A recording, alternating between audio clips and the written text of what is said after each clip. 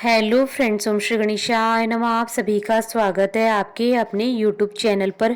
Friends, आज हम आपको इस वीडियो में बताने जा रहे हैं साल 2022 में गणगौर पूजा कब प्रारंभ होगी और गणगौर पूजा का कब समापन होगा। गौरी पूजा की शुभ मुहूर्त, महत्व, पूजा विधि, पूजा सामग्री और व्रत कथा के बारे में।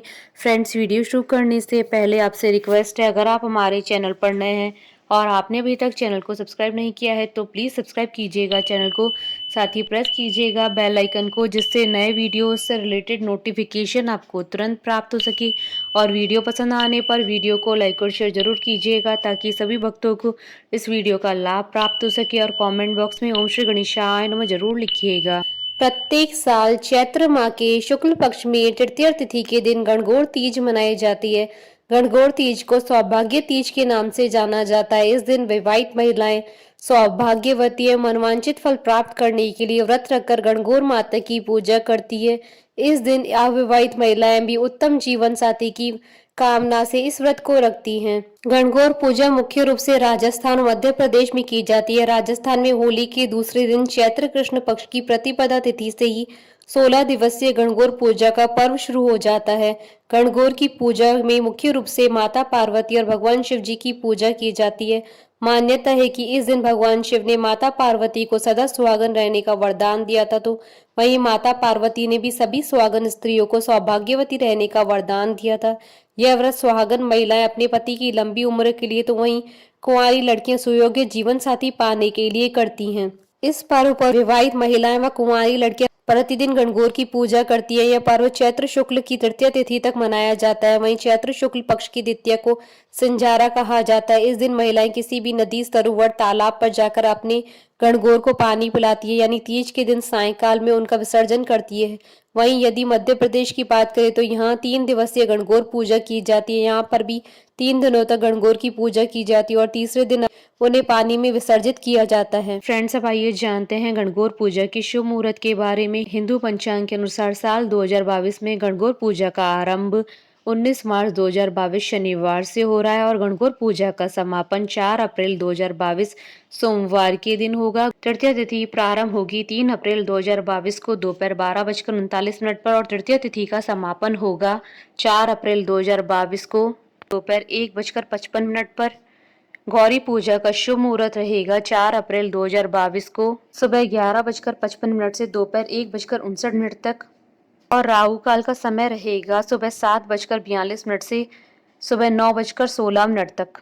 फ्रेंड्स, अब आइए जानते हैं गणगौर पूजन की विधि और सामग्री के बारे में। गणगौर पूजा का व्रत रखने वाली महिलाओं को इस दिन किसी पवित्र नदी में स्नान करने के बाद लाल रंग के वस्त्रों को धारण करना चाहिए। उसके बाद एक लकड़ी की चौकी लेकर उस पर गंगा जल छिड़कें और लाल रंग के वस्त्रों को उस पर बिछाएं। वस्त्र बिछाने के बाद चौकी पर जल से भरा हुआ कलश स्थापित करें। उसमें गंगा जल, सुपारी, हल्दी, चावल और 1 रुपए का सिक्का डालकर उसके मुंह पर मौली बांधे और कलश को आम के पत्तों से सजाए और एक नारियल पर मौली बांधकर उसके ऊपर रख दे। इसके बाद भगवान शिव और माता पार्वती की मूर्तियां या उनकी तस्वीर चौकी पर स्थापित कर एक घी का दीपक तस्वीर के दाहिनी ओर रखे। इसके बाद हाथ में फूल और सुपारी लेकर पूजा का संकल्प लें और शिव पार्वती के चरणों में से अर्पित करें। संकल्प लेने के बाद घी का दीपक जलाएं।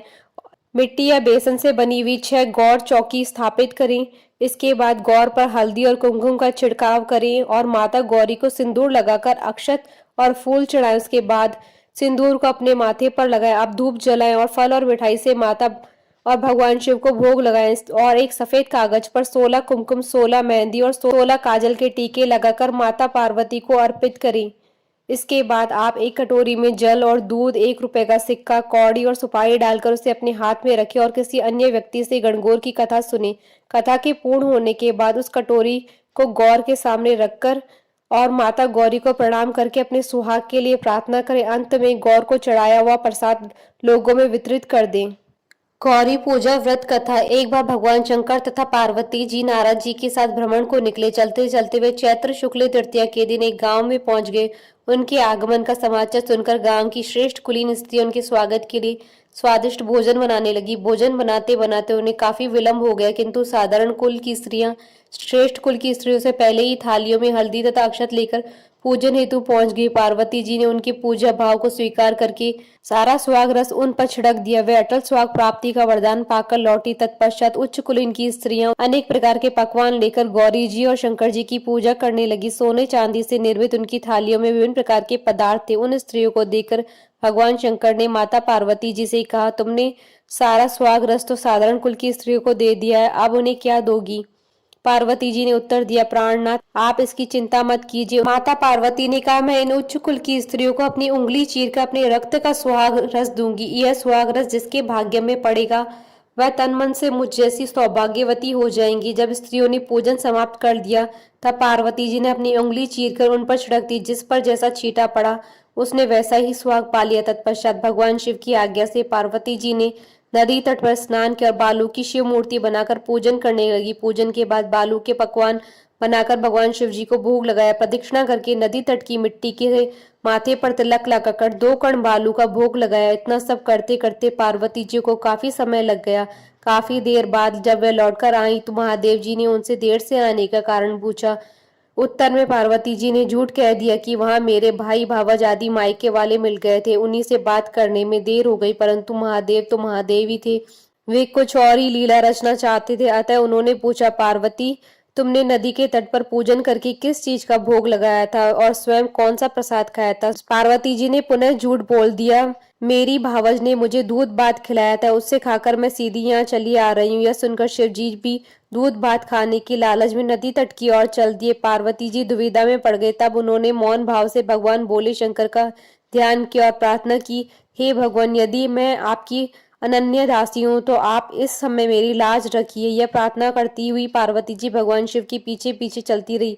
उन्हें दूर नदी के तट पर माया का महल दिखाई दिया। उस महल के भीतर पहुंचकर वे देखती हैं कि वहां शिव जी के साले तथा सल्लज आदि सब परिवार उपस्थित है। उन्होंने गौरी और शंकर का भाव बीना स्वागत किया। वे 2 दिनों तक वहां रहे। तीसरे दिन पार्वती जी ने शिव जी से चलने के लिए कहा, पर शिव जी तैयार न हुए। वे अभी और रुकना चाहते थे। तब पार्वती जी रूठ कर अकेली ही चल दी। ऐसी हालात में भगवान शिव जी को पार्वती जी के साथ चलना पड़ा। नारद जी भी साथ साथ चल दिए। चलते चलते वे बहुत दूर निकल गए। उस समय भगवान सूर्य अपने धाम पश्चिम को पधार रहे थे। अचानक भगवान शंकर पार्वती जी से बोले, मैं तुम्हारे मायके में अपनी माला भूल आया हूँ। ठीक है, मैं ले आती हूँ। पार्वती जी ने कहा और जाने को तत्पर हो गई, परंतु भगवान ने उन्हें जाने की आज्ञा न दी और इस कार्य के लिए ब्रह्मपुत्र नारद जी को भेज दिया। परंतु वहां पहुंचने पर नारद जी को कोई मैल नजर न आया। वहां तो दूर तक जंगल ही जंगल था जिसमें हिंसक पशु विचर रहे थे। नारद जी वहां भटकने लगे और सोचने लगे कहीं वे किसी गलत स्थान पर तो नहीं आ गए। मगर सहसा ही बिजली चमकी और नारद जी को शिव जी की माला एक पेड़ पर टंगी हुई दिखाई दी। नारद जी ने माला उतार ली और शिव जी के पास पहुंचकर वहां का हाल बताया। शिव जी ने हंसकर कहा, नारद, यह सब पार्वती की ही लीला है। इस पर पार्वती बोली, मैं किस योग्य हूँ? तब नारद जी ने सिर झुकाकर कहा, माता, आप पतिव्रताओं में सर्वश्रेष्ठ हैं। आप सौभाग्यवती हैं, समाज में आदि शक्ति हैं। यह सब आपकी पतिव्रत का ही प्रभाव है। संसार की स्त्रियां आपके नाम स्मरण मात्र से अटल सौभाग्य प्राप्त कर सकती है और समस्त सिद्धियों को बना था मिटा सकती है। तब आपके लिए यह कर्म कौन सी बड़ी बात है? महामाय गोपनीय पूजन अधिक शक्तिशाली तथा सार्थक होता है। आपकी भावना तथा चमत्कार पूर्ण शक्ति को देखकर मुझे बहुत प्रसन्नता हुई। मैं आशीर्वाद रूप से कहता हूँ कि जो स्त्रियां इसी तरह गुप्त रूप से पति का पूजन करके मंगल कामना करेंगी, उन्हें महादेव जी की कृपा से दीर्घायु वाले पति का संसर्ग मिलेगा।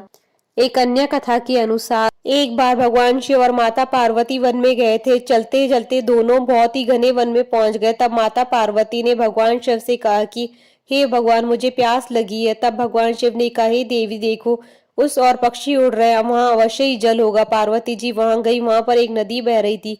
पार्वती जी ने पानी की अंजलि भरी तो उनके हाथ में एक धूप का गुच्छा आ गया। जब उन्होंने दूसरी बार अंजलि भरी तो टेसू के फूल उनके हाथ में आ गए और तीसरी बार अंजलि भरने पर ढोकला नामक फल हाथ में आ गया। इस बात से पार्वती जी के मन में कई तरह के विचार उठने लगे, परंतु उनकी समझ में कुछ नहीं आया। उसके बाद महादेव जी ने उन्हें बताया कि आज चैत्र माह की तीज है। विवाहित महिलाएं आज के दिन अपने सुहाग के लिए गौरी उत्सव रखती हैं। गौरी जी को चढ़ाए गए दूध, फूल और अन्य सामग्री नदी में बहकर आ रहे थे। इस पर पार्वती जी ने विनती की कि हे स्वामी, 2 दिन के लिए आप मेरे माता पिता का नगर बनवा दे। जिसमें सारी स्त्रियां वहीं आकर गणगौर के व्रत को करें और मैं खुद ही उनके स्वा की रक्षा का आशीर्वाद दूं। भगवान शंकर ने ऐसा ही किया। थोड़ी देर में ही स्त्रियों का झुंड आया और पार्वती जी को चिंता हुई तो महादेव जी कहने लगे कि हे प्रभु, मैं तो पहले से ही उन्हें वरदान दे चुकी हूँ, अब आप अपनी ओर से सौभाग्य का वरदान दे। पार्वती जी के कहने पर भगवान शिव ने उन सभी स्त्रियों को सौभाग्य का वरदान दिया। बोलिए गौर माता की जय। भगवान शिव, माता पार्वती की जय। हमारे साथ इस वीडियो में अंत तक बने रहने के लिए आपका धन्यवाद। ओम श्री गणेशाय नमः।